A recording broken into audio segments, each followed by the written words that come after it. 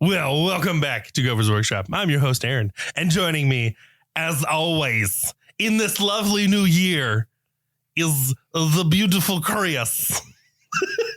Are you hitting on me? Maybe? Stop that. Stop it. Okay, I'm sorry. So, Chris, new year, new us.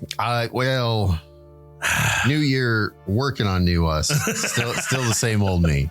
I don't know what you I was want even from me. nice to you today. I was like, you know, and you were like, nah. That's our relationship. What part of me looks fast to you?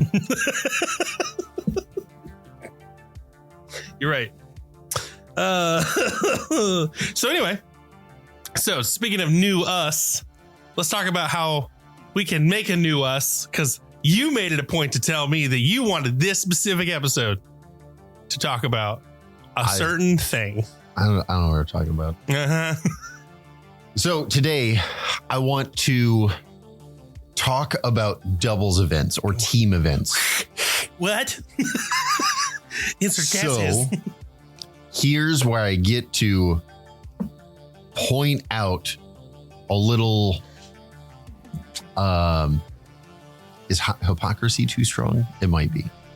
Anyway, when it comes to doubles, all right, doubles are generally seen as more casual, as less competitive, as a good way to get like new people in the game. Most of these are true. Okay. Doubles objectively, you got you know how to play, and you got a buddy who barely knows how to play. We're trying to get him into the game. Play a doubles event. You play 1,000 points. They play 1,000 points. You literally stand on the same side of the table in the same game, helping each other. This is kind of the best way to get your friends into the game. They don't need as many points. You can help them along. The opposite is also true. If you are like, hey, I know how to play, but I feel like I'm not that good, find your buddy who's actually really good at the game. Team up with them. Yep. Playing with him, you will learn tricks. As you're doing stuff, ask him why he's doing that. It's literally a way to stand there without being bored for 3+ hours and like learn, but you still get to do stuff. Okay. It's an incredibly good way to teach people. Because of that, it is considered to be like focused on new players, or it's focused on casual. This part does not need to be true. If you're going to a small doubles event, sure, absolutely. You're going to have teams there that don't know what they're doing. You're going to have teams where one guy doesn't know what he's doing. That's normal. There's nothing wrong with that. Also, we are like starting to gear up to go to Adepticon. They have many doubles events. And yes, Adepticon is more hobby focused. It's less competitive focused. I get that. But there are plenty of other places like the team event at Nova that is very competitive. Like that one's a little different because it's full 2,000 point list. We're specifically talking about doubles events. Back when I did doubles with my friends, like as not as like a job, as like I'm a regular person, I want to go do some double stuff. We were competitive about it. And I do not mean we were assholes. It was not about like win at all costs. It was not about, well, we got to like shit on this other guy.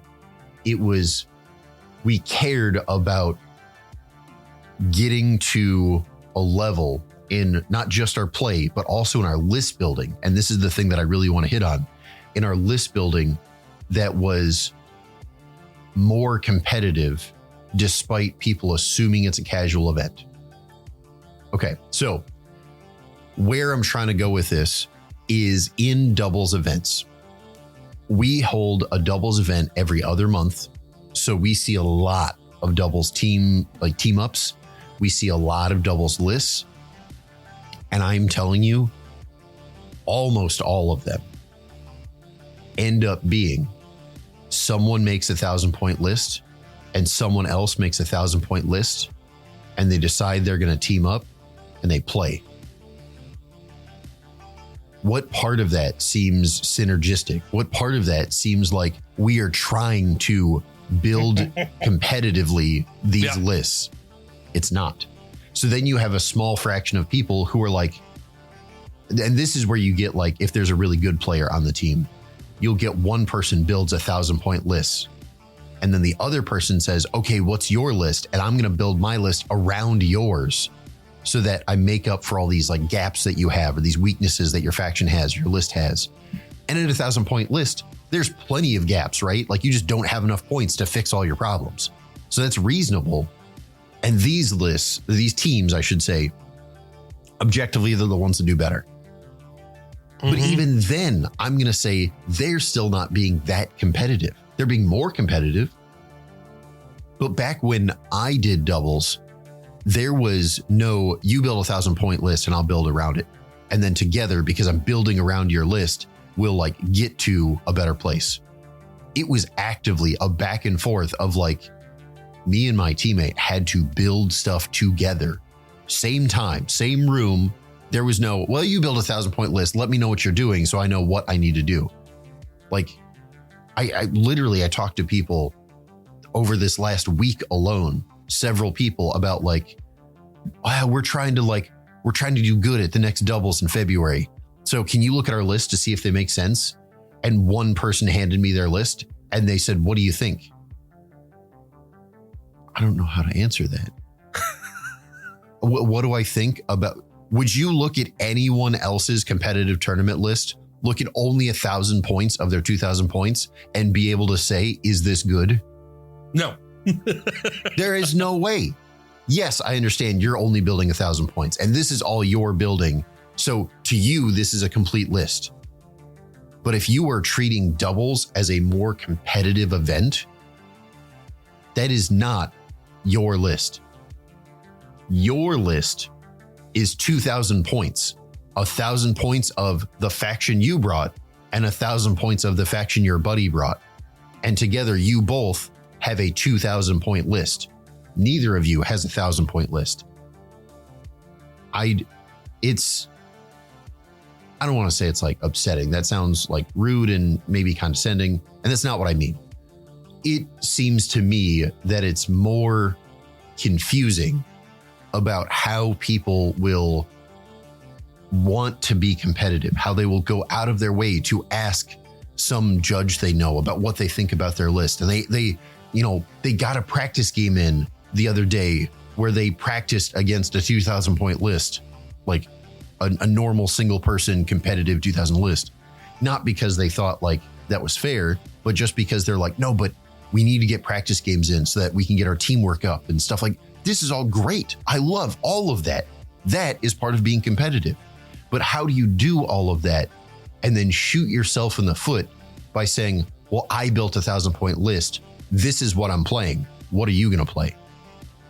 No, you're looking at your friend and saying, hey, I'm being so stubborn about what I'm playing. I don't give a shit what you want to do. You build around me. And that's if they even build around you and they know how to do that. Mm-hmm. The reality is they may not know your faction as well as you do. So when you build 1,000-point list and say, this is what I'm playing, now you build a list, they may not even know what they should be putting in their list to make up for the gaps in your list. Yep. Because again, it's only 1,000 points. It's impossible to have like everything covered in 1,000 points. It was a while ago, but I heard, this is back in the old store. I heard when we were doing our doubles, there was a team, they were wanting to play, one pro player was wanting to play Death Guard.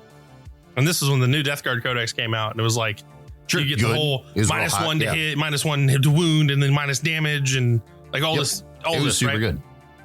He was like, so what if I chose to make them save worse?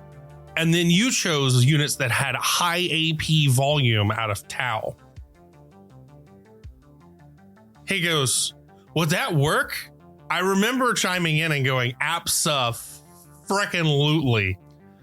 And so this is, I'm going to argue this is fairly minor, right? Because like in the scale of competitive, and I'll talk more about this later, but there are way more you can do in doubles because you're literally breaking the rules.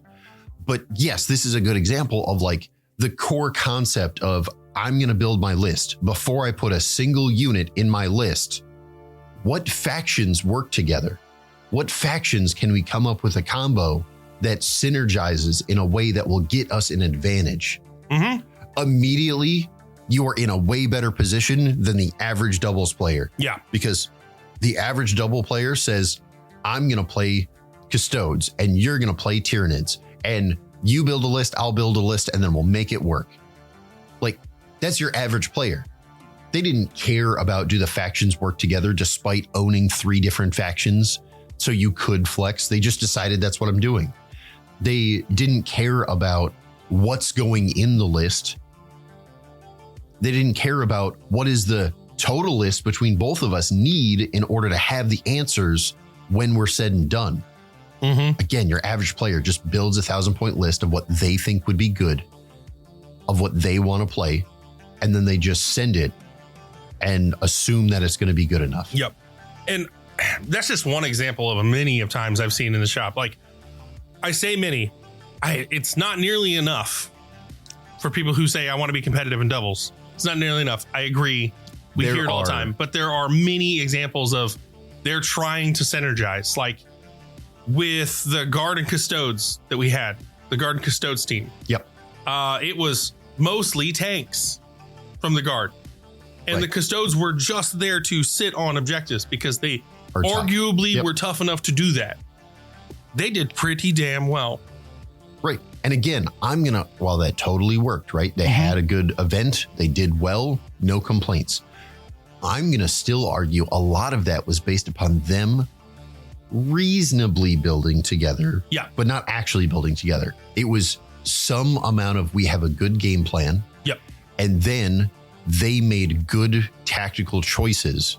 They were winning based upon their play, not based upon their list advantage. Yeah.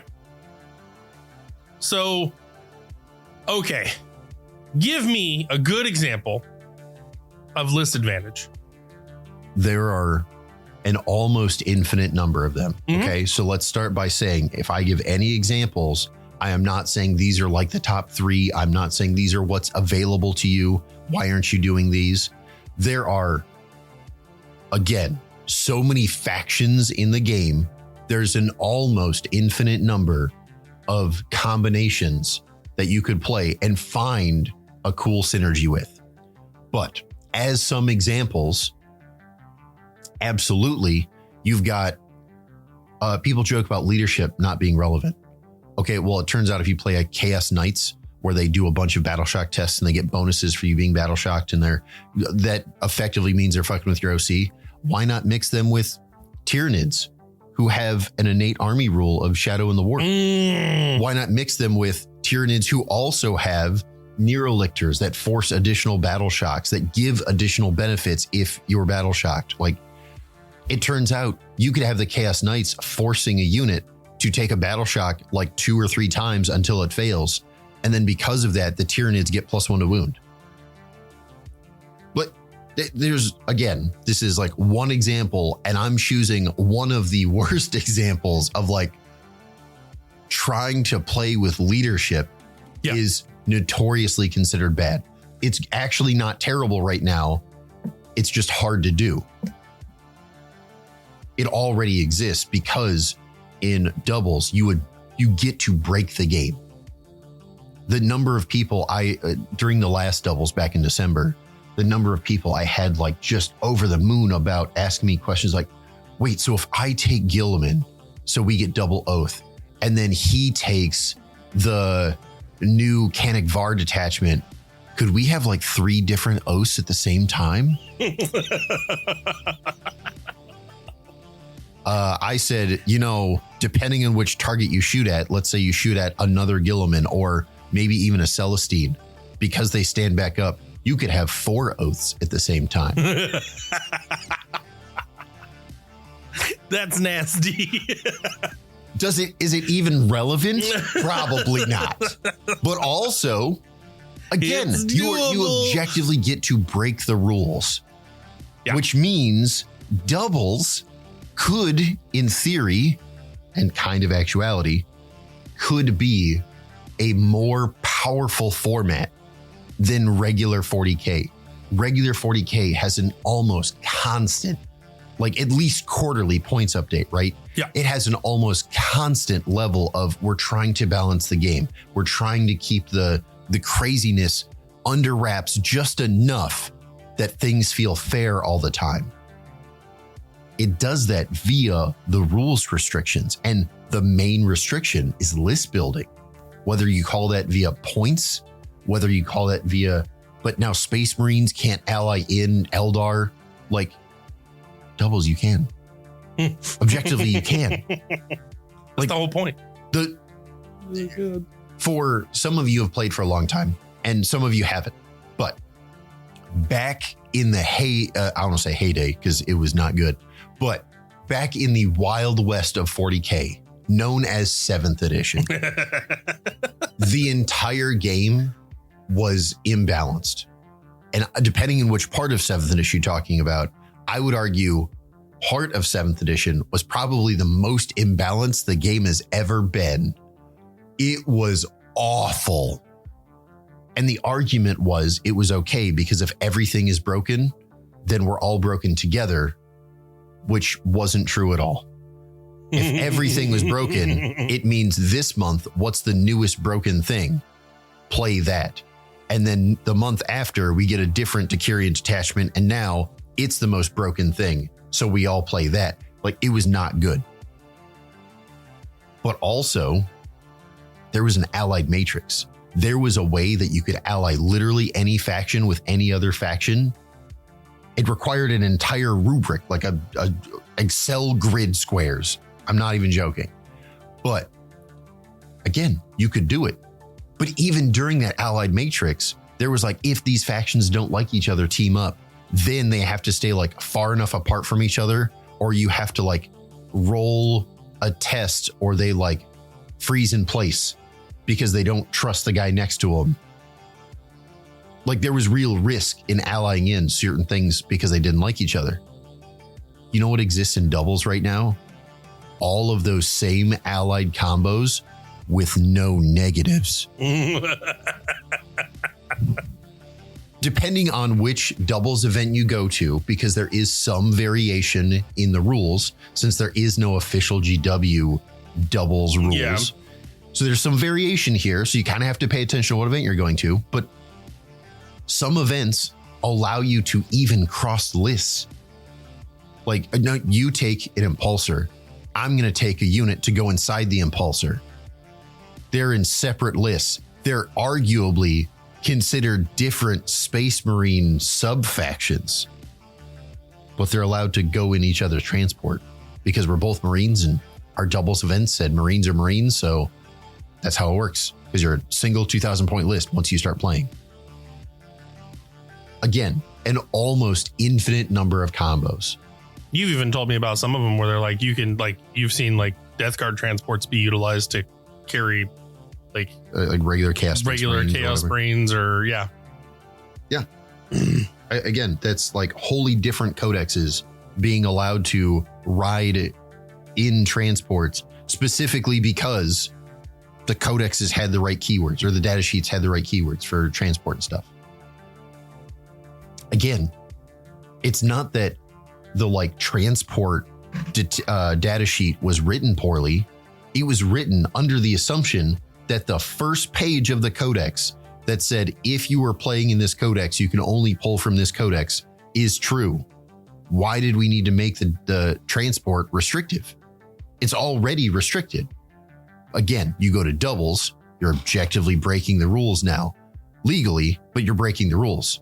So now, the fact that that's worded loosely to just say infantry without jump pack, well, now you're right. I could put fucking anything in there. Hello, regular Space Marines and a Chaos tank. Again, I'm not saying that's actually how that works right now, but there are times where that has been true. Now, Again, all of this being said, we are now getting back to, if that's true, why are the doubles lists so casual? And if you are one of those people that are like looking forward to the next doubles event, and you're looking forward to it not because you're like, well, I'm going to bring my buddy in who like has played like 3 games, and I'm going to convince him to go to an event to see that it's not scary, to see that it's fun, to see like get him to play more because he's going to see all these cool things. Okay, cool. I'm glad for you. There's nothing wrong with that. Please do that. But if you were the guy who's coming up to me and asking, can you look over my list? Because I want to be more competitive at the doubles, because I want to win the doubles. My goal is to win. Okay, but if that's your goal, why are you showing me a single list and asking me if it's good? I have to see the whole thing, or I don't know how to tell you that you have a giant glaring gap of you could not kill a tank if you tried. Like, I don't know. We're not saying you can't show up to a doubles and be casual and have fun. It is a matter of, if you are trying to be competitive, correct, then why aren't you being more of that? Why aren't you making better choices? Why aren't you building the list with your teammate? Why aren't you doing the competitive thing? And that's exactly right. Because again, the thing that baffles me is the want to be competitive, and then the almost just, this sounds rude and it's really not meant to be, but the almost oblivious nature of like, they've never thought about what building a list together means. Because to them, they're like, no, we're going to build a list together. I'll handle the objectives and the screening, and you handle the tank busting. And they haven't put a single unit in their list. That's all they've said. You handle tank busting and killing. I'll handle objectives and scoring. Okay, that's like an idea, but that's like step 1 of like 12. That's not actually building a list together by saying you handle tank busting and I don't. So again, when I say that we have this like 12-step process, first off, stay sober. Secondly, we're proud of you. Again, when you're trying to do the thing competitively, you should do every step of getting ready with your teammate. Not just the whose faction does better at tank busting. It's, we're going to build a list together. When do you have time? Let's sit down for an hour and hash out a couple of lists. And as we build the lists, we're going to not just add things of like, no, I'll put in poxwalkers so that I can cover screening and home objective. And like, you're going to go back and forth. Just like you would on a normal, you're building your own 2,000 point list. You're going to add units that you want to play. And then as you add them, you're going to say, well, my faction does that elite busting thing better. If I take this unit instead. Okay, you're right. You add that. I'm going to take this out of my list. And then you're going to add something else. And then you go with this back and forth until you're done. Then once you're at 2,000 points, arguably 1,000 each, right? Now you go back and look at the list and be like, hey, is there anything we're missing? I don't know if we have enough action monkeys. You're right. How do we fix that? Would it be better? Like, you have cheaper units than I do. Is there a thing that we could reasonably drop out of your list in order to get more cheap units to do actions? Well, the only thing that makes sense for me to drop would be this thing, which we both decided was really good. Okay, well, even though your units are cheaper, we're going to look at my list and be like, well, we added this one thing kind of because the points fit. What if we just broke that thing up into a couple of other units? Like, again, it's this back and forth the whole time. And that's just list building. Now that you've got the list built, you should be playtesting together, right? If you were going to any other tournament and you decided that you wanted to win that tournament, you would do practice ahead of time. You got to do practice ahead of time. I'm going to actually argue it's more important to practice ahead of time for doubles, because it's not just, do you remember all your rules? It's, does your teammate remember all your rules so they can help remind you? Does your teammate also know what their target priorities are, because while they're used to playing their faction and arguably they could make smart choices, maybe while Death Guard are good at elite busting, because they're playing with Custodes, now Custodes should be handling elite busting and the Death Guard should take care of all of the action monkeys or the scoring or doing the actions when that normally wouldn't be the case. Again, it's every step of the process should be with your teammate. If you are wanting to be competitive in doubles and you are wanting to win the doubles, that requires work. It's no less work than you would do if you were going to try to win a singles event. I'm going to argue it's more work, which again brings me back to it's very odd as an outside perspective to see how many people want to be competitive in doubles and then don't do the steps they would even normally do for a singles event when it requires arguably more work for a doubles. Back when I did doubles at Adepticon and things like that, there was things that me and my buddy that would again, we would plan, we would practice, we would do things. One of the things we practice was the ability to have good, accurate conversations with each other in the game that didn't take forever. So we didn't lose a bunch of time to indecision. That's it. We had a signal to each other. It was very clear of hey, I know this opponent's faction better than you do, whatever else. So instead of arguing about who should go after that or who should take that matchup for target priority, there was a signal for better or worse. It didn't matter if I was right. If I looked at him and I said, hey, I'm asking you to trust me, that was a hard stop for both of us. It didn't matter who was right. You asked me to trust you, you got it. Never mind. What do you want me to do? That was a thing that we only had because we practiced. It's not because we trust each other. There are times where he said, hey, I need you to trust me. And I knew he was probably wrong, but that didn't matter because we had practiced ahead of time and we agreed. If you believe in something so hard, you don't just say, trust me. It's when you are you believe in something so hard, we don't have the time, we have to just get it done, then you're allowed to say it. And we both knew, again, better or worse, all right, you got it. What do you want me to do? That was the answer. That is competitive doubles. That is a good team that is working together, not just to play and have fun, but also to play and have fun with the goal of winning. I don't see that around here. And again, that's not a criticism of people. We have a ton of new players. We have a ton of people who are they have never teamed up before. And maybe they're the first time you team up with somebody, you're just feeling out, do we mesh well, as friends or whatever. Again, there's no hate towards any of that. But also, if you're going to tell me to look over your list because you're trying to be competitive and you're trying to win, I got no problem doing that. But also, if I'm going to put in the time and effort to help you win, why aren't you putting in the time and effort so that you can win? Sounds solid. Right. I think it's the perfect part. So we can jump into our mid break. And when we come back, we have a lot of new things to discuss. So many new things. So many new toys.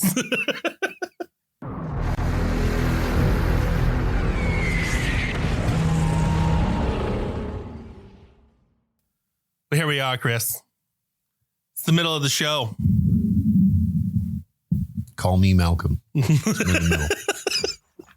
coming back. You know that? So what's the first thing we do in the middle of the show, Chris? Patrons. So we have to thank our Guardsman patron, Sergeant Matt's Mini Minute. Our White Shield Guardsman patrons, Mitch, Nicodemus, and Tabarus. Are you I'm done doing a mating call to him? What is going on? Then we have to thank our Servo School patrons, Captain Beefalo, Dez, and RWN. 2 new patrons there. Hooray. So thank you to our patrons. We love you. We appreciate you. And without you, this wouldn't be possible. So thank you. I'm still not sure it's possible, but that's a separate problem. They make it more possible. They make it more doable. But yes, thank you to our patrons and thank you to our listeners, because also without you, we would be talking to ourselves in a padded room. Crazy. I'm pretty sure I'm still doing that. You're still doing it. This is a padded room. Real. Help. I need an adult. I need an adultier adult. Well, anyway. So we've thanked our patrons. We've thanked our dear listeners.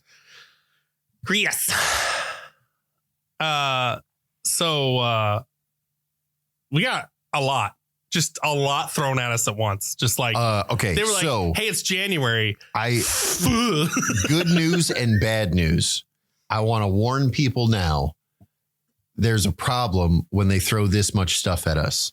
Okay. It's not, okay. I'm new to this whole thing, so you're going to have to explain to me too. So the short answer is we have a bunch of new stuff coming out this week, and a bunch of that stuff is not arguably small. We're getting the 500 Worlds book set, like the campaign set with lore and all sorts of other stuff. We're getting the new Tiberius model with you got me saying it. I said Tiberius. You did. Gal, dang it. Now I'm going to have to paint one up like Ty. All right. Anyway, you mean Titus? Titus model. Titus model with wardens. The Necron 500 Worlds, what do they call it? Battalion. And then the new Nightbringer with Nekusar as a new model. Yep. We're getting a bunch of stuff. Also, I looked at his rules. Holy crap. Anyway. We'll get to that in a minute. And we're getting like 4 different Black Library books all in 1 week. That's not like crazy, but also that's not a small number. New detachments. There's like 4 new detachments across the board. You're right. But the thing I'm getting at is with pre-orders this weekend, first off, this kind of sucks because when it comes to like wallet fatigue, all in 1 weekend, we couldn't split that up a little bit. God damn it. Also, not even if we pretend we have infinite dollars, and we do not, but let's just pretend we do. When they release this much stuff in a single week, that usually means allocations are pretty rough for stores. Like, I'll be real honest. I don't think we're going to have a problem with certain things, but like that Necron Battalion, I'm still worried about what they're going to allocate me down to. I would love to have enough for everybody. First off, I don't have enough dollars for that, but even if I could afford getting a whole bunch of them, I don't think GW would let me. There's so much releasing this week. I can't imagine they're going to not allocate people on the Necron battalions. Now, to be fair, the battalion doesn't have any new models. So I'm not really actually all that upset about it. If you're a Necron player, everything in that box you could get separately. Yes, it's at a discount, so you're probably wanting to pick up the battalion. Go ahead. But if you miss out, you don't need to feel that bad, because the reality is you're not like missing out on a new character until they put them out separately. Like, it's all old stuff. We're okay. But again, if you are interested in some of that stuff, I kind of suggest everybody stays on top of it this Saturday, because I don't know how quickly some of those things are going to sell out. Yeah. Now, like the new characters, I will say those are going to be like the new Nightbringer. He is going to be a staple model for years. So even if he does sell out, they will restock him reasonably quickly. Yep. It's not like you've missed out forever. The battalion is the one that I'm most concerned about, because it's effectively a discount box. Once they're out of that one, nothing has been made clear to me that that's going to be like a regular stock item. I think once they're gone, they're gone. Yep. That in mind, we also don't have a lot of information as far as some of the bundles. I asked my rep.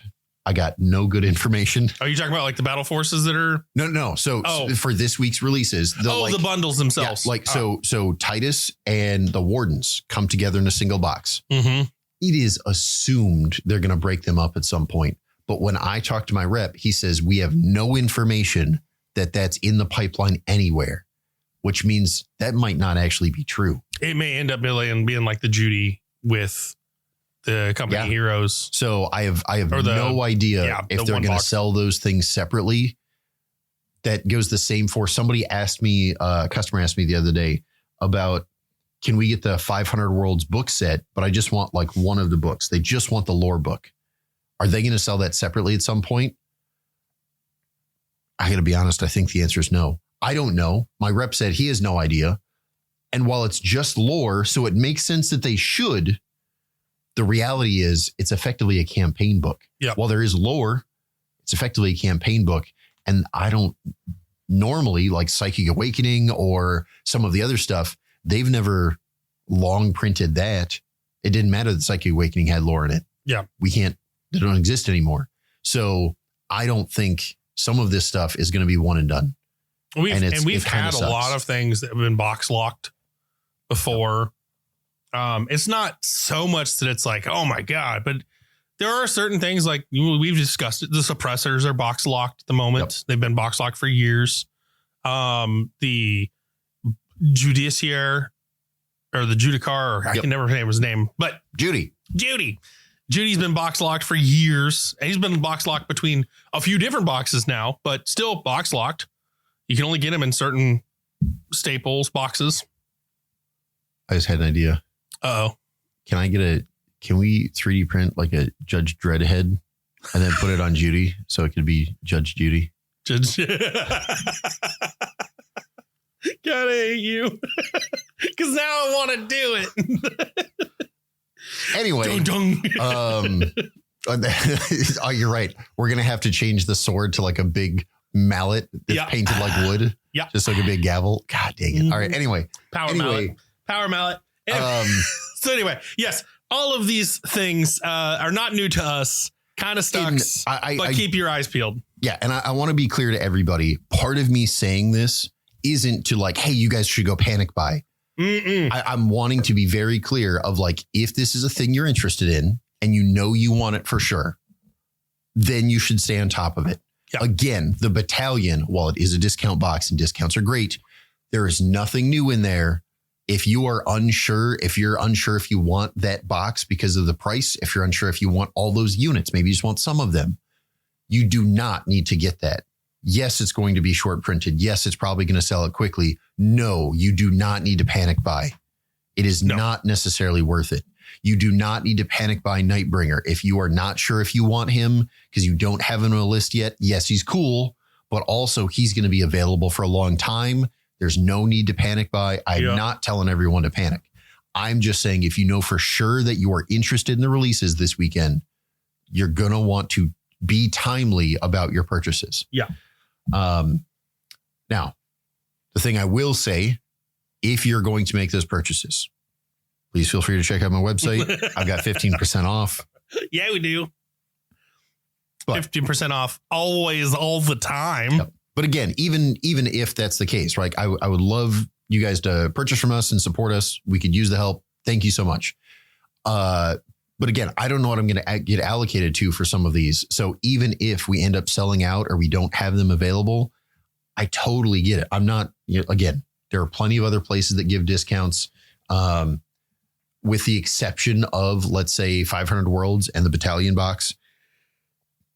Again, if I run out of Necrosar and you want them, shoot me an email.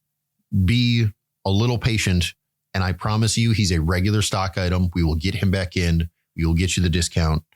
There's no reason to panic buy. Not this week, anyway. With that being said, I think that ends our mid-break. Let's go to the last part of the episode where we're going to discuss all that new stuff. All the new stuff. Yay!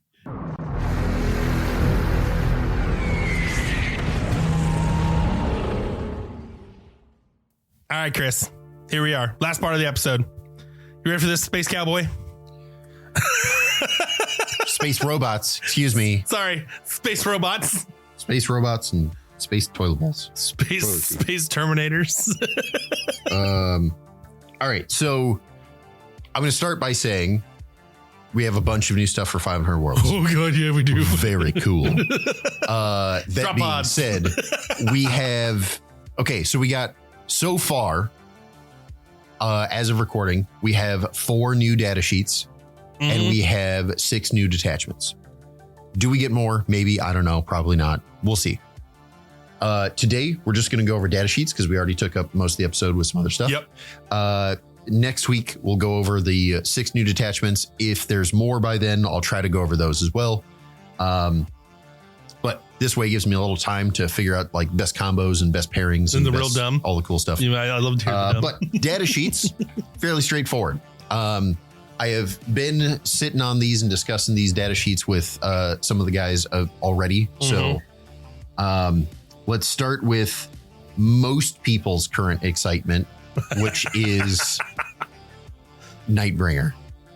Yeah. So we have, this is technically an updated model who's getting an updated data sheet. Nightbringer already exists for those who didn't know, but he was like an old resin model. Yeah. And he was kind of really small for what he was supposed to be as far as like physical size. Because he was like on a 40 mil and now he's getting way bigger. I want to say, does it say here? It doesn't say in the data sheet what base size he is, but by the time he gets put in the app, it'll say, it looks like he's on a dreadnought size base of some kind. Anywho, so his stat line changed. Big time. He went from a 6-inch move to a 10-inch move. Big scary. First off, that is not a small number. Not only is that over 50%, but also we're talking about a melee guy. Like, yes, he has guns. Yes, he has an aura of damage, but his primary job is melee. Giving him extra movement is huge. As a person who moves fast and has all melee, that's scary. He also got 4 extra wounds, which sounds incredible, but there's a reason for that. It is still good. We'll talk about that in a minute as we go down. So all of his weapons are effectively the same with one minor change. His gun, which is only D3 shots. His gun got a bonus AP. So it's AP3 instead of AP2. That is very good. There's no complaints about it. Also, it's kind of whatever. It's D3 shots. He's a melee monster. He's not meant to really shoot. It's kind of a nice to have. Still pretty good. Glad to have it. Whatever. So now I'm going to curb everybody's expectation. Okay. You know what? I can't. I lied. I have to go over the big change first so that everything else makes sense. So Satan shards usually so far have had half damage. So 2 damage is actually 3 because it's rounded up. But also that means your las cannon that's doing D6 plus 1 is actually, let's say you roll and you get 5 damage. Well, now it's 3. That's a pretty big jump. Okay. So while that is very good, now it is arguably less good. It's damage reduced by 1. So now your 5 goes down to 4. Here's the thing. There are certain guns in the game where this hurts a lot. The example they used in, I think it was Warhammer Community or something. Maybe it's like one of the other videos, Aspects or somebody, you know, Bell of Lost Souls. They talked about like Tau railguns where it's like D6 plus 6. Yeah. Okay. This is a real change. Totally fair. I'm going to make the argument if it's not. I'm going to say the vast majority of guns in the game, their damage profiles are 1, 2, or 3. And in the instance of 1, 2, or 3, it turns out this rule means there is 0 difference, actually 0 change to the rule. Yep. Except for, I remind you, we got 4 extra wounds. So for a majority of the game, we are actually tougher than we were before, despite everyone saying he got nerfed. Now, he did technically get nerfed, but we're talking about he got nerfed against such a small percentage of guns that would be shooting. It's really not that bad. And with the 4 extra wounds, we're going to say that while it is a nerf, whatever the nerf is, like by percentage, it's been mitigated. Not outright, but like enough. I'm going to argue your average game, he's actually tougher. Well, and you got to think, what are you going to send him into? Because it sure isn't going to be the thing that's doing D6 plus 6 damage. You're going to be sending him into chaff units. You're going to be sending him into the slightly tougher models. Now, okay, while that is true, we got to make the actual competitive argument here, which is it's not what are you sending him into? It's what is your opponent sending into him? Sure. Right? Because if they're playing correctly, they can position and decide when to pop out of a building, etc. So they get to make some of that decision, right? You get to use terrain effectively and kind of mitigate that, but they get to make arguably an amount just of amount the of choice. their same amount. It's Okay. It goes both ways. But what I'm saying is, right. So if for there's that part on your end, and for you're what not sending it into the things, they are going to want to shoot you with those things. Right. And for what they are sending into you, a majority of their list, what they have available to them, a majority of their list is damage 1, 2, or 3. And we actually had this talk not too long ago when I decided to put bikes in my list because you're like, no, I have no problem with them because they're an awkward wound. So arguably they're tough because of their awkward wounds. Yeah. Because they have 4 wounds and it's we had a whole discussion about this. And as many times as I've played and as many factions as I've played, you're right. There's not been many times where they had a damage 4 or higher gun. Yep. They exist. They do. Like they're available, but also they just show up less often. Yeah. And while they are really efficient, the reality is, what is your opponent playing a majority of? And again, there's a lot of like damage 3 going around, which is very good. Yes. Again, you should be playing a majority damage 3 if available. That's super powerful. Also, as far as this Nightbringer is concerned, reduced damage by 1 and half damage are the same thing because it's rounded up. Yeah. So he is just objectively tougher because I gave him 4 extra wounds. Now, his other rule arguably didn't change, which I think is hilarious because everyone on the internet, I love you, Reddit, is saying his rule didn't change. His other rule is a 6-inch aura of roll on a 4+ at the end of the fight phase if 4+ D3 mortal wounds. It's worded identically. So what does the internet say? It didn't change. You're lying. His base size is over double. If you, depending on how you measure it, like by volume or circumference or whatever, it's actually like 3 times the size, which means his aura by volume, like area on the board, is way bigger. Not like, oh no, his base got an inch wider, so now the aura is an inch wider. No, that's not how circles work. It's way bigger. And we confirmed that he has a bigger base. Yeah. The whole model is like 3 times the size.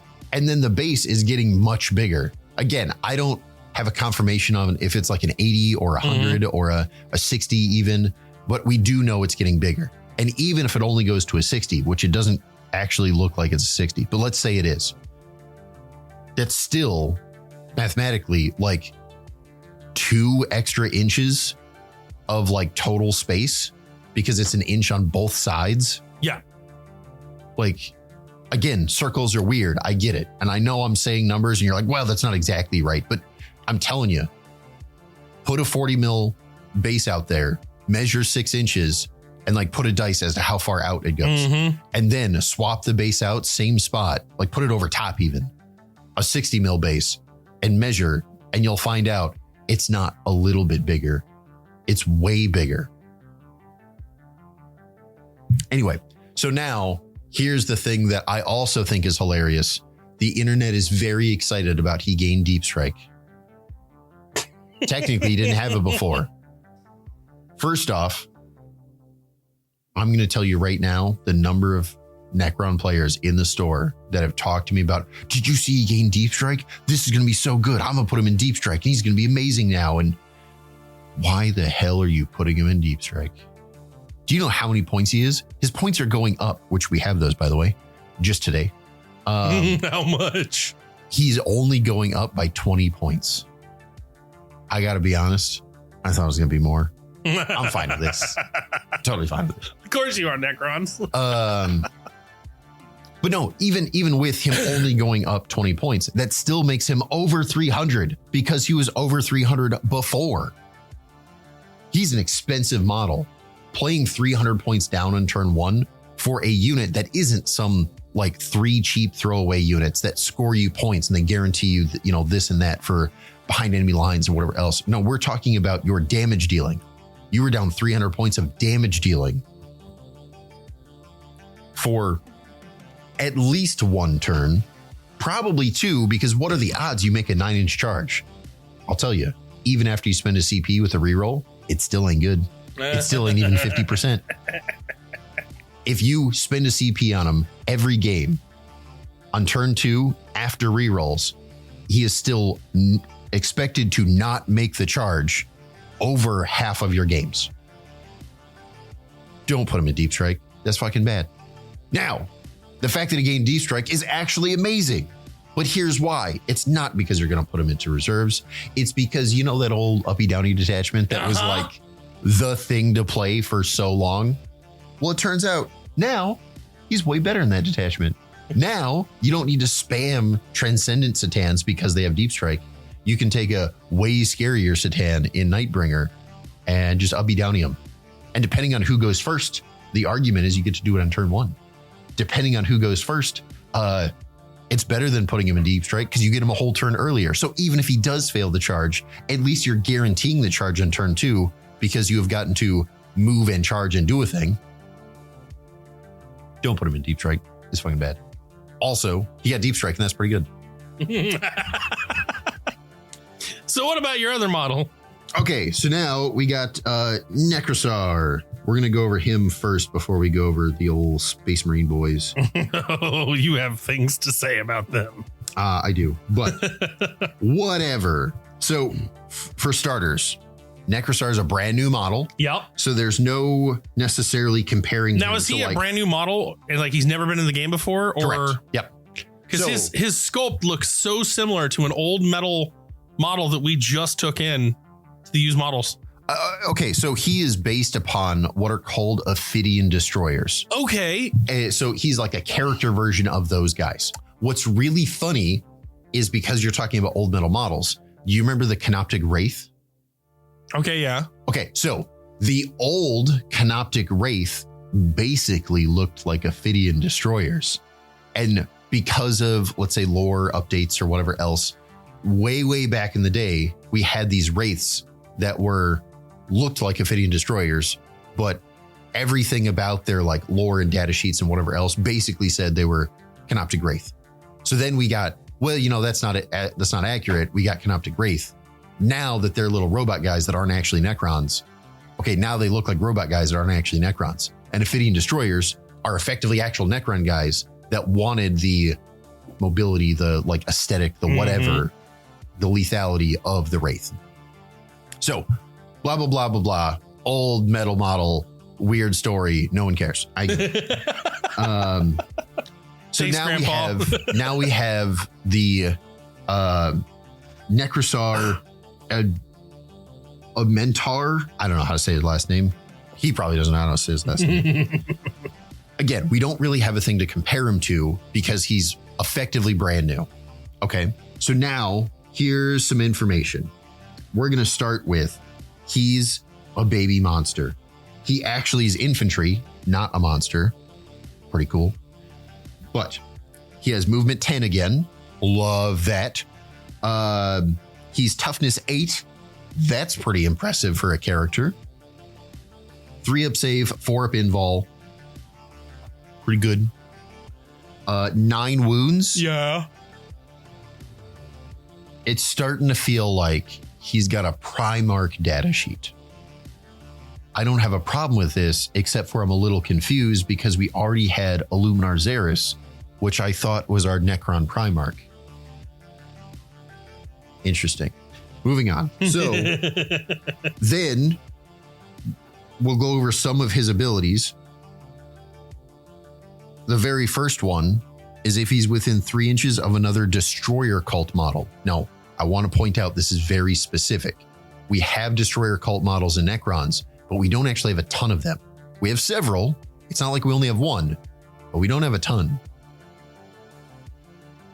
If he's within 3 inches of a Destroyer cult model, he gains Lone Op. Oh shit, he's a Primarch. You're right, he's an Imperial Primarch. That's what happened. Done. Okay, moving on. Friendly Necron, and this is, I want to start by saying, I think some of these rules are worded poorly. Yes. Anyway. Yep. While friendly Necron units, excluding Titanic, are within 6 inches of this model, that includes himself. Each time a model in that unit makes an attack that has the Destroyer Cult's keyword, or an enemy unit, or is targeting an enemy unit that is the closest eligible target, that attack gains sustained 1.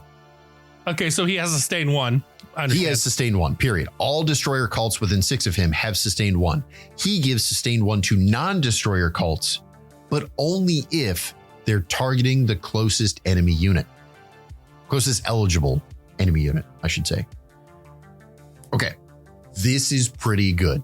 No one's going to complain about sustained 1. The only thing I'll say, which is a little funny to me, is that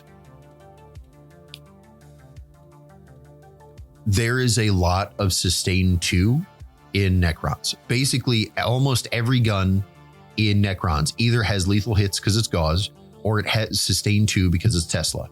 There are a few exceptions, but that is like most of Necrons. So he discourages Tesla. I'm just going to say that because it already has sustained 2, giving it sustained 1 does not stack in any way. We can discuss that later if that needs to be discussed, but it does feel very powerful because now I get to stack lethal hits and sustained 1. Yep. And that's super good. I might be biased because I have a particular play style and it's been doing well for me, but also I was almost entirely taking the Tesla anyway, or not the Tesla, excuse me, the gauze anyway. Yeah. So this stacks really well with that. Sounds great. So now, before I get to his last rule, I'm going to go over his keywords. He has Deep Strike. Again, are you going to Deep Strike him? Absolutely not. I don't know why you would. I think it's terrible. Don't do it. That being said, if you uppy downy him, now I'm on board. Yeah. Hell yeah. Let's do this thing. His other keyword, which might be the first time we have it in our codex. I'm not entirely sure. I'm pretty sure it is, but I hate it. He has fights first. Bullshit. Ooh, I love this. Oh, I love it so much. I hate it so much. Okay, he has a gun. The gun is not bad. It's 4 shots, sustained 2, which is very funny because that means the sustained 1 doesn't apply. It doesn't do anything. That's what I was going to say. Yep. It's 6-2-1. Effectively, he's a bad Gloctopus. He has Mephiston's gun. Yeah, again, our Gloctopus is basically this stat line. It's almost identical, except for he has sustained 2 and only 4 shots instead of 6. Yeah. Again, it's fine. No complaints. I'm not excited. We're not here for but the gun. It's not bad. We're not here for the gun. So melee, he has 6 attacks of hitting on 2s, strength 10, 3 AP, 3 damage. Pretty scary. Pretty scary. This is good. This is also, I'd like to point out, very similar to Illuminar. But now it has fights first and a bonus strength. And holy shit, it's good. Okay, cool. Moving on. He also has a second melee weapon with extra attacks, which means he gets to swing both of these weapons. Holy shit. Okay, cool. Nah, I hate it. No, I hate It's 6 more attacks. That's what I'm saying. Why do you need all fights first? Now it's 12. This is bullshit. 6 more attacks, still hitting on 2s, but now it's only strength 6, AP 1, 1 damage. It's not necessarily impressive, but the fact that I get to roll 6 more attacks by itself for free, love every minute of it. This is great. All right, so he's a melee monster with fights first. He's effectively a Primarch. The Primarch is kind of restrictive because he has to go with Destroyer Cults in order to get most of his abilities. Okay, cool. You didn't even talk about his war gear yet, though. That is the war gear. No. There's another one. He has a war gear ability. Oh, sure. Yeah. That's what I'm saying. Now he still has one more thing to talk about when we're talking gear. Okay, so this is only kind of good. It is, I'm not complaining about it. It's only kind of good. You're right. So he has a 6-inch aura of friendly Necron units. This one is non-restrictive, just Necron units. Already better. Yep. Cool. They have a 5-up feel no pain, but that's only against mortal wounds and psychic attacks. But I mean, the game has a lot of mortal wounds nowadays. You're right. And the mortal wounds part, I love it. The fact that it's non-restrictive and it's to mortal wounds sounds great. The psychic attacks is a nice to have, but also it's very situational, right? Yep. That's not even up to you. It's not even like, well, I could convince them to target this guy. It's like, is my opponent, are they even allowed to take a single psyker? Yeah. They're playing AdMech. They're not allowed. Ah, shit. Like, it becomes useless real quick. It's a nice add-on, but it's not necessarily like a thing to get excited about. Yeah. All right, cool. So now I've been skipping one of his abilities because I have a major issue with it. His last ability. Yep. Each time this model destroys an enemy unit, this model means him, and it has to finish off the unit, not destroy a model in the unit. It has to destroy the entire whole unit. Yep.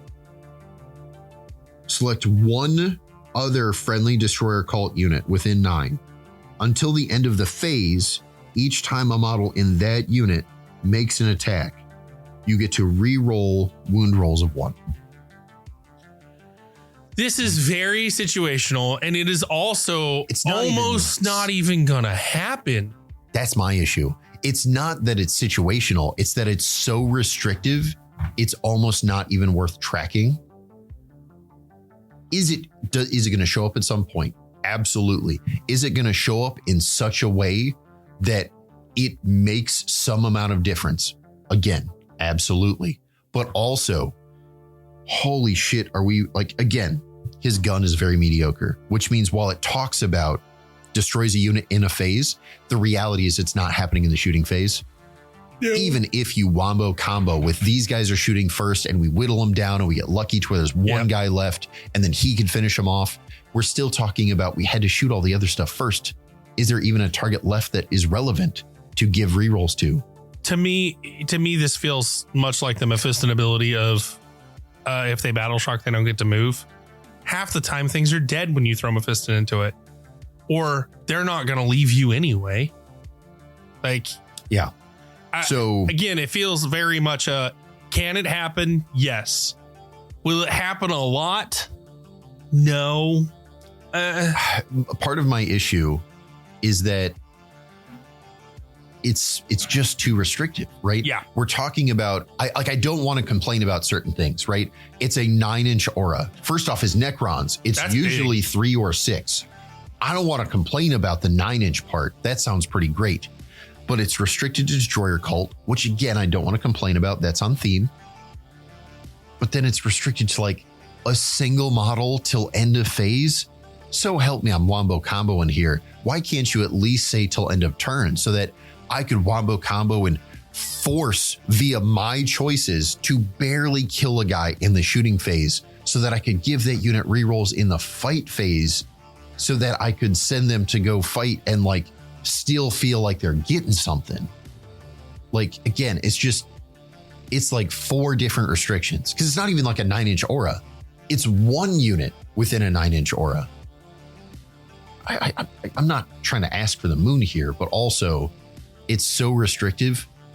Will it show up? Yes. Will it be relevant? Yes. Am I going to waste my time tracking it? Probably not. Probably not. So, I don't love that ability. Also, he's still a sweet ass model. All right. Yeah. He is still a monster, literally in every part of him.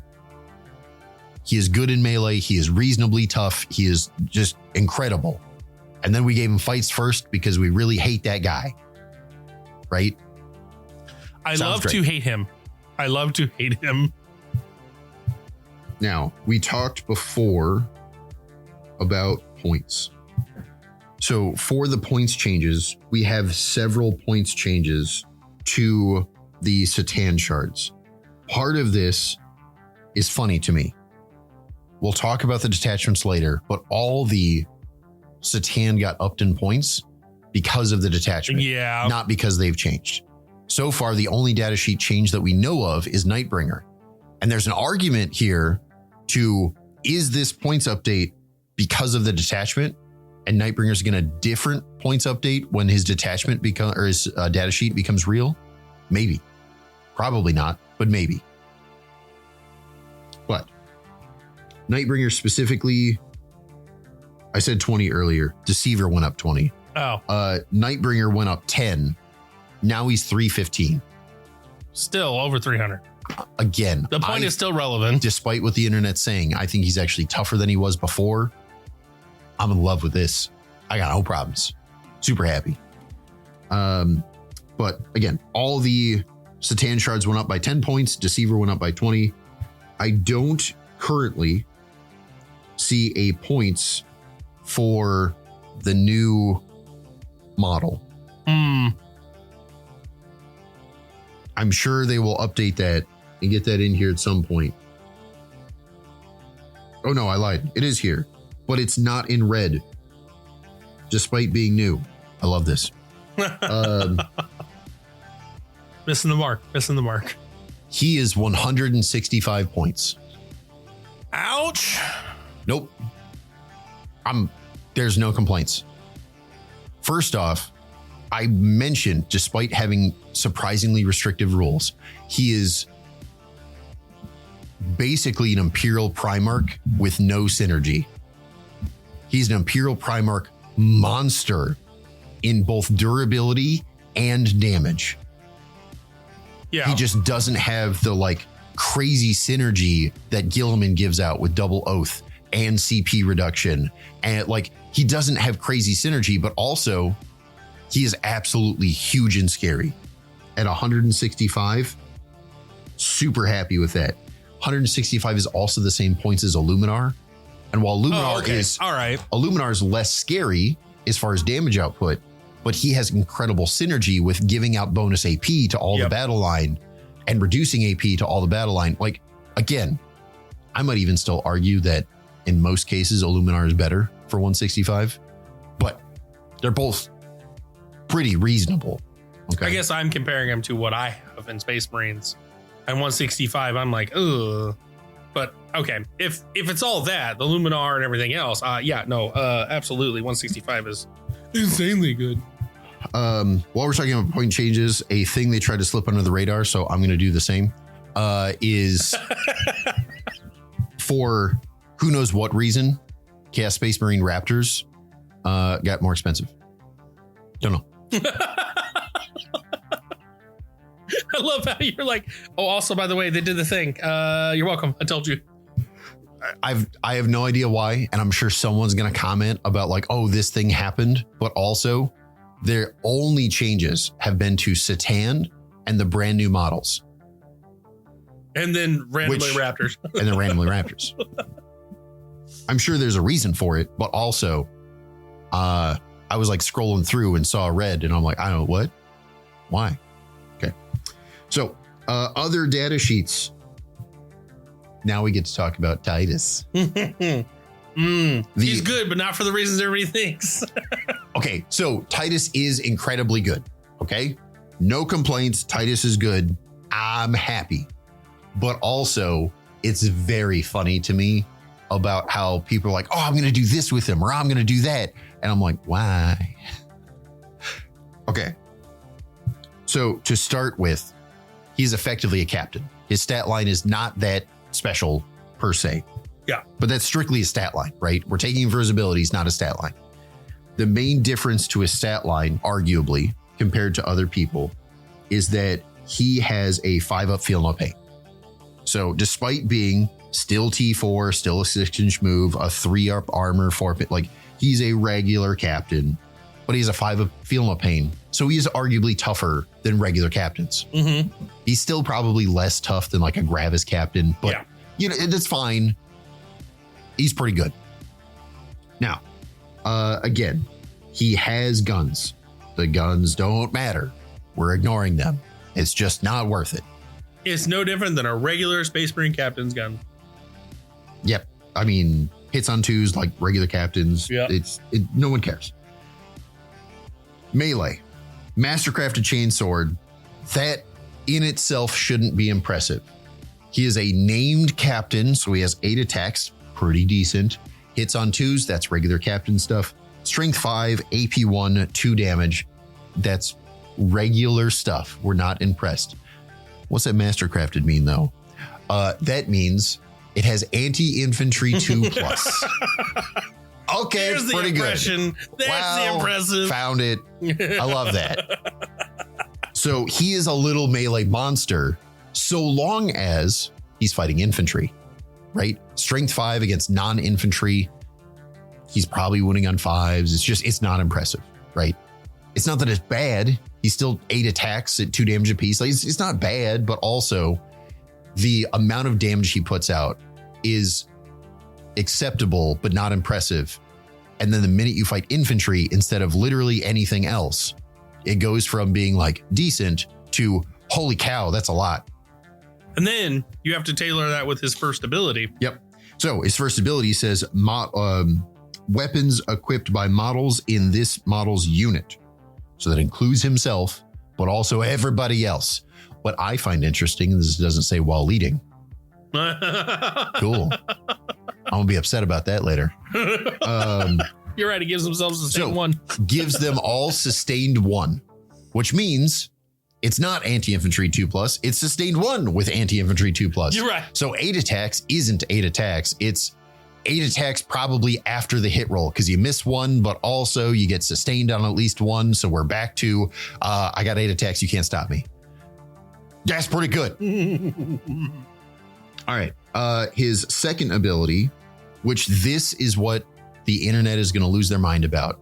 And I'm both in agreement and saying people are overreacting. I want to start there. But here's the rule. If this model is destroyed by a melee attack specifically. Stop there. Melee attack specifically. Yep. I'm just going to reinforce. That's fine. If it has not fought this phase, roll a d6 and on a 2 plus, do not remove it from play. This model can fight after the attacking unit has finished making their attacks. If one or more enemy models, not units, models, are destroyed as a result of those attacks, this model regains D3 lost wounds and is not destroyed otherwise, which is to say if you didn't destroy a model, otherwise remove it from play. Now, here's why the internet is going to lose their mind, and rightfully so. This does not say once per game. So, in theory, I could go in, get clobbered, in response, clobber a dude, stand back up. Then, get clobbered again, in response, clobber a dude, get back up again. Yeah. In theory, magical dream wonderland, he's unkillable. Now, I would like to point out, he's only strength 5 AP 1. If he's not going against infantry, if a dreadnought decides to go deal with him, you know what? He's going to have a rough day. There ain't no chance he's killing a model and standing back up. Okay, so your opponent has the ability to stop this if they're smart enough. Also, while it is theoretically infinite, this says if you haven't fought this turn. Yes. So here's what the reality of the situation is, right? He's a scary melee monster. You want to get damage out of him. So what happens? You charge in, you clobber a unit. After you clobber a unit, if you don't kill them, because it's like a 10 brick of Terminators with Canic Var, okay, you do some real damage, but you don't wipe the unit. If in response, they kill him, he's already fought. He's not even allowed to attempt to fight back and stand back up. There's the other alternative too, where I charge you, I use precision, I kill you. Then you get to fight me and you kill a dude, and that feels good. Now my dudes get to swing because they haven't swung yet, and then kill you back in response. Nope, stop. That doesn't quite work. Why? Because remember, his ability doesn't trigger till after your whole unit has fought. So even if you precision. Oh, you're right. Now, here's how that does work though. It's after that unit has fought. So the other way to deal with him. Charge in with multiple units. Multi-charge, you're right. So now one unit charges in, precision, clobber the guy. Okay, cool. He stands back up, kills a dude, stands back up. This is all in the same phase, which means now you get to swing with the other unit. Now the other unit could clobber him. Now he's already fought this turn through his ability. Yeah. Now he is hard dead. And by the time he stands back up, he's only got D3 wounds. So like the second unit doesn't even have to kill him good. They just have to get through a wound or two. That's enough. So he probably is dead. Yeah. So again, there are multiple ways around this. It's not that he's going to live forever. Okay. In theory, make smart choices, he won't live. In theory, he totally could. And again, if we get excited about Wombo Combo Dreamland that's not realistic on a table, he's amazing. He's the best model there ever was. The reality is that's not true. He is very good. While they gave him some cool abilities that are non-restrictive and allow for this potential, if your opponent is any good at the game, this is going to trigger one time. That's about it. Okay. Just reality check on all of us. Yes, he's good. Yes, we want to be excited. Yep. No, he is not the greatest model to ever exist. All right. So, because this is more relevant for him, he has the laundry list of leader. Okay. Mm-hmm. He is allowed to lead basically everything in Tacticus armor. Okay. He's allowed to lead the new wardens, obviously. He's allowed to lead Victrix Guard, which this is relevant because it doesn't say Victrix Guard. Yeah. It says company heroes. Victrix Guard data sheet says anything that lead company heroes can lead them. Yep. So you kind of have to work around this. This is bad rules writing as far as I'm concerned on GW's part, but it does work. He can lead Victrix Guard. Now, of the laundry list of things that he could lead, what is his best option? Assault intercessors. By far. I'm not saying he can't lead other things, but I want to be very clear out the gate. Assault intercessors are the right choice. There are a couple of other choices that are reasonable. I would like to point out that it says his first ability is weapons equipped. Yep. It doesn't say melee weapons. It just says weapons equipped, gain sustained hits. You can make a strong argument for Sternguard veterans, for Hellblasters. Yeah. Okay. Because he's just there to back them up on melee, but he gives them a powerful shooting. Yep. And we're talking about Ultramarines where you have double oath probably. Like, okay, again, there are a bunch of things in his leader list. Even intercessors sound good too. Yep. Again, you have a whole list of things that are acceptable. I'm not saying assault intercessors are the only option. I am going to say assault intercessors are the best option. Okay? Yes. All right. As a person who actively uses a bunch of chainswords, volume. Very good. You want a thing dead? Throw a volume of brick at it. Now, we're going to, and again, I understand that's arguable. Some of that has to do with the new detachments. Yeah. Some of that has to do with the reality of what is being played right now.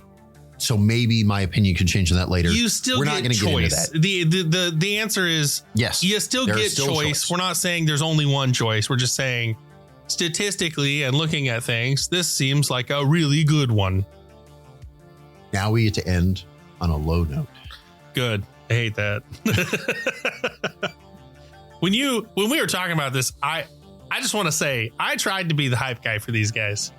I tried really hard to be the hype guy.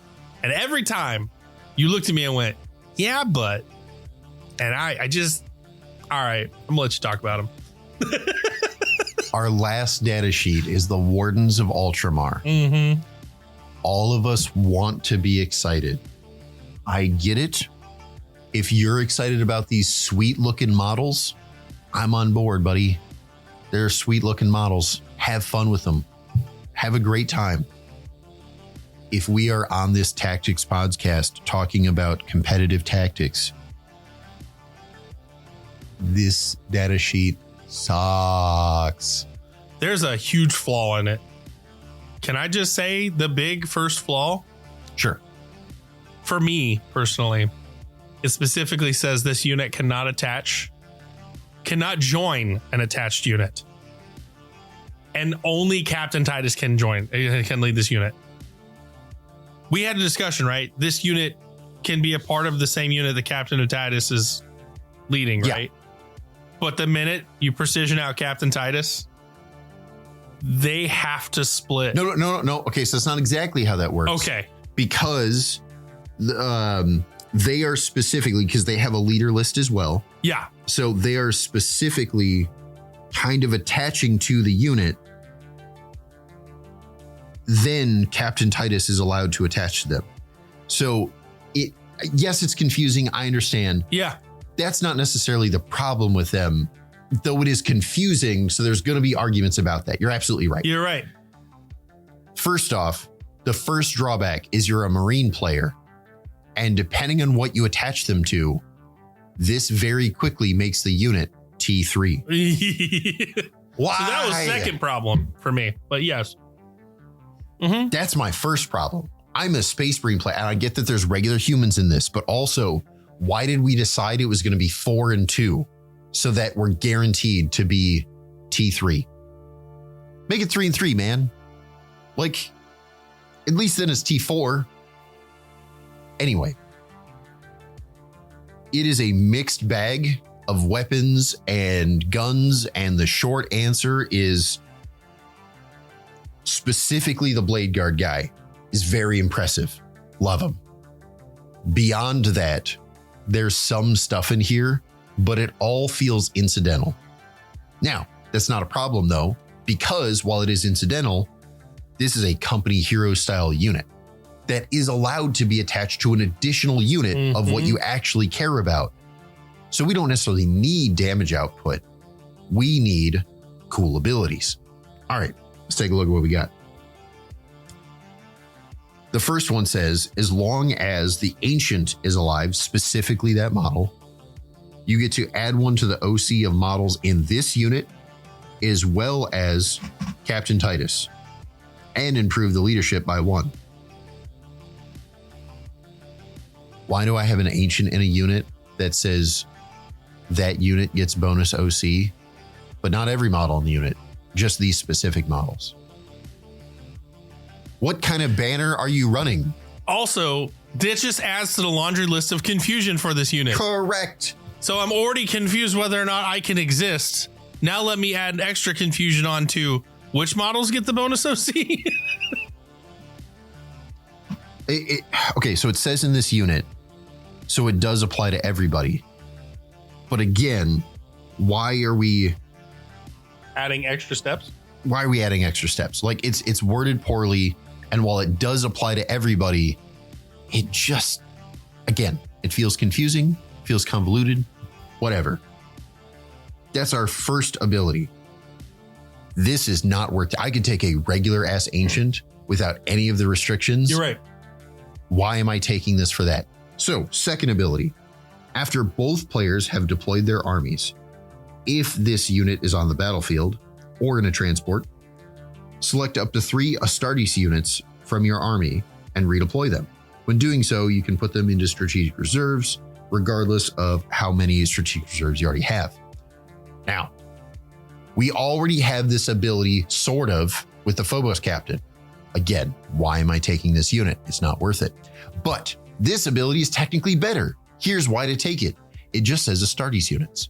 It doesn't say Astartes infantry like it does with Phobos Captain. So going down this rabbit hole, it allows you to do 2 things. First off, this is Ultramarines. It allows you to redeploy Guilliman. Okay, maybe that's pretty good. Also, it allows you to redeploy vehicles. Also, could be pretty good. I don't necessarily have a problem with this, but I am still do not know why I'm taking this data sheet. It's really not that impressive. Now, I've spent this whole time basically saying, don't take this data sheet. It's not worth it. It's awful. And I'm going to stand by that statement, but I'm going to give you a reason to take it. There's exactly one reason to take it. Make all assault intercessors have a 5-up and a 4-up invul. Nope. I'll be honest. I don't even care. That ain't worth it either. You get one guy with an invul and he's the guy you kind of don't want to lose. Or you get the one guy with a 5-up invul, which becomes slightly less relevant. But let's say it does apply. All right, cool, but I don't care.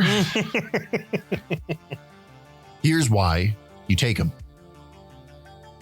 This unit is a 90-point upgrade to whatever unit you are actually going to take. It has the restriction of now only Titus can lead them, but it's a 90-point upgrade for Titus. And the thing you're doing is you're spending 90 points on like 20 wounds. That's it. This is the only reason to take it. You're giving them bonus blast. You're potentially messing with your toughness. You are definitely giving them gold horde target. Absolutely. But the one and only reason to take this unit is for 90 points, only 90. You can give Titus and his unit 20 extra wounds. And you know what? No complaints. That's pretty efficient. It's not even 20 extra wounds. You think about it as 20 extra wounds spread across 5 more models? 6. So that means if they're shooting big guns into that brick, especially at like damage 1 and 2 buffs, you have to choose through some boys. Yep, I hear you. Again, this is the only reason to take this data sheet as far as I'm concerned, is it's only 90 points to require your opponent a minimum of 6 extra dice to kill the unit. That's best case scenario. And it's a total of 20 extra wounds, which means when I say 6 extra dice, it's actually probably more like 20 extra dice. Because it's an infantry unit. And even if we say 2 damage apiece, we're still talking about 10 extra dice that are successful, like after saves. Mm-hmm. It ain't good, but it's reasonable. I'm willing to accept taking it because the unit is so cheap. Yep. It is strictly a durability buff. I could care less about the bonus OC. I could care less about the silly redeploys. Are they relevant? Yes, I'm happy I got them. But also, I'm buying a single souped up blade guard, and I'm buying 5 extra models that are strictly for dying. At only 90 points, I don't like it, but I'm not going to say it's a bad choice. That's what I got. And if I'm being real honest, after seeing this data sheet, dare I say someone knew what they were doing at GW, and that's why Titus and these guys are packaged together? Because if they were sold separately, Titus would sell like hotcakes and this unit would not. Also, can we talk about the fact that we discussed the picture they took and used to advertise this when it first came out was Titus with a bunch of assault intercessors and these guys like spread throughout the unit. Yep. And 3 blade guards standing next to them. Now, again, the 3 blade guard were honestly, I think they're a background filler. Yeah, 100%. But that's what we discussed. Again, there are several things Titus could attach to that seem relevant. Wardens being attached to Titus as well still seems relevant, but even amongst all the things you could add them to, the only thing that makes any sense is still assault intercessors. I don't like the Wardens. I like Titus. Titus being attached to not assault intercessors, I'll still say I like it. Yeah. If the Wardens are attached, this is part of what convinces me to default to assault intercessors the only choice, because if you're taking the Wardens, I can make a ton of different arguments about how the Wardens become even more detrimental when attaching them to Blade Guard or Hellblasters or something like that. You're effectively turning your assault intercessor brick, and then you can make a bunch of arguments, but you're turning them into an intercessor brick with the shooting. Because everybody's got a gun as an assault intercessor brick. But now you're turning your guns into volume of dice because of Titus is sustain 1, and you're giving some actual decent guns. And I don't mean like decent as in like, oh my God, it's crazy. What I mean is like, these are okay guns from the heroes or from your Wardens. You're getting some okay guns in that assault intercessor brick, and you're getting a bunch of melee capability because you have the blade guard, the Blade Guard guy attached, and you have Titus, and you have just their sheer volume. Like, Sure. this is definitely a kill brick. Right. And I hear you. But again, almost everything you said there, other than the one Blade Guard guy, you would get even if you didn't take Wardens. Yeah. So Wardens still feel irrelevant. Really expensive for some wounds. Or Right. they're not expensive for some wounds, but you're getting them for the wounds. For the wounds is cheap. It doesn't feel bad because they have some guns, is what I'm saying.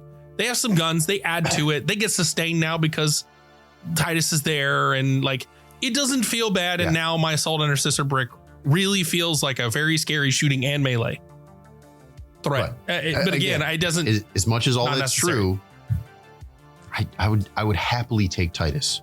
I would happily take Titus in one of like 4 of his different leadership options. Wardens, not only do I not want them, but also if I were to say that, but I bought the models, I'm going to play the models, that's a fair argument. Yep. Now I feel even more restricted of like, why the hell would I put Wardens with Hellblasters? You're right. It's just not worth it. That being said, we've talked really in depth on these data sheets. Do you have anything else for us this episode? No. Like I said, we'll go over the new detachments next week or maybe the week after. But we'll go over the new detachments. There's 3 new Necrons as of today, and there's 3 new Space Marines as of today. None of them are like sub-chapter specific, which is nice. So we all get to play with a new thing. Yep. But yeah, I already have some idea and excitement about what I want to do with some of these, but I'm going to go a little more in depth. Also, while I could go over them today, first off, we've already had a decent long episode. Yep. But I also don't want to get too into the weeds and then find out we get one more detachment tomorrow. And then I do a whole nother thing on that. So yep, we're going to give it a couple of days and we'll go over them next week. Well, that being said, thank you all for listening. Tune in next week. Hey, everybody, it's Aaron. I want to thank you again for tuning in for this episode of Gopher's Workshop with us, hanging out, listening. Remember, leave a 5-star review